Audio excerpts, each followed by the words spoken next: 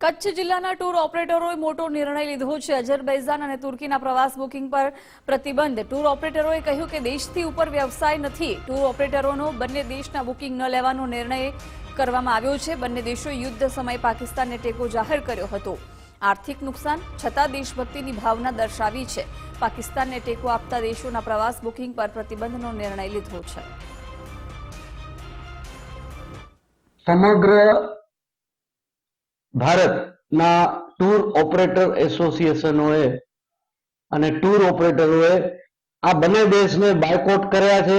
ખાસ કરીને અત્યારે જો હું વાત કરું ગુજરાત ને, આપણે અત્યારે કચ્છમાં બેઠા છીએ તો અમે કચ્છ ટૂર ઓપરેટર એસોસિએશને આજથી 3 દિવસ પહેલા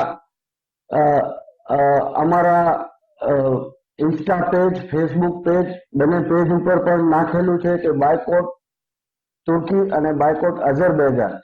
તો ગુજરાતીઓને મારું નમ્ર નિવેદન છે, વિનંતી છે કે જે આપણા દેશને નુકસાન પહોંચાડે એ દેશમાં આપણે કતઈ ન જવા।